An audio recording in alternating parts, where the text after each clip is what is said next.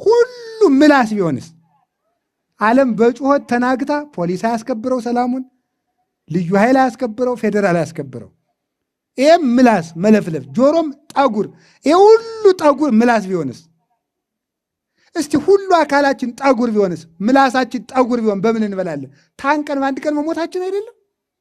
ሁሉ ነቢይ አይሆንም ብሏል ቅዱስ ጳውሎስ። ሁሉ ሐዋርያ አይሆንም፣ ሁሉ ካህን አይሆንም፣ በማንም ላይ ፈጥነን እጅህን አትጫን ብሏል። ለሁለንተናችን ወግ አለን። ወግ ያለው ኑሮ ኑረን እንድንጠቀም ሕያው ቅዱስ እግዚአብሔር ስሙ የተመሰገነ ይሁን። ከመጽሐፍ ቅዱስ አግኝታችኋል ወይ?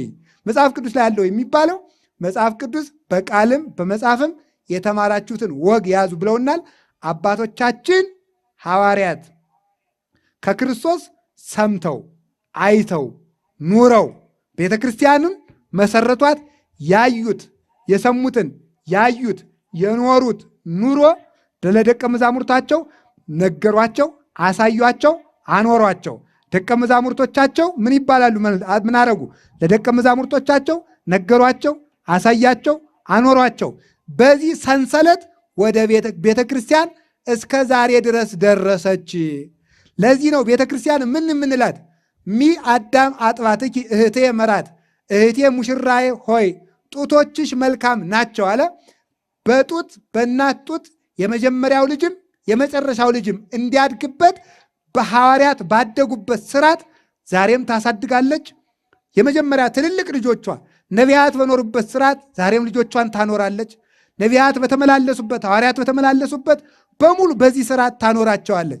ስለዚህ ምን ተባለ? በነቢያትና በሐዋርያት መሰረት ቁማቸዋል፣ ጸንታቸዋል። የማዕዘኑ ራስ ኢየሱስ ክርስቶስ ነው ተብሎ ተነገረን ማለት ነው። ለዚህ እኛ እንግዶችና ባይዳን አይደለንም። የተኖረው ኑሮ ነው። እኛ መጽሐፍ ቅዱሱን ኑሮውን መጽሐፍ ቅዱስ እንዴት ይኖራል ካልከኝ ኦርቶዶክስን ማየት ነው። መጽሐፍ ቅዱስ እንዴት ይገረደፋል ካልክ ደግሞ እነንትና ናያቸው። እንዴት ይኖራል ስትል ተክለ ሃይማኖትን ታያቸዋለህ። አቡነ ገብረ መንፈስ ቅዱስን ታያቸዋል። እንዴት ይኖራል? ሰውነቱን የጣላት ያገኛታል ብሏል ጌታ። ሰውነቱን ለእኔ ብሎ የጣላት አለ ያገኛታል።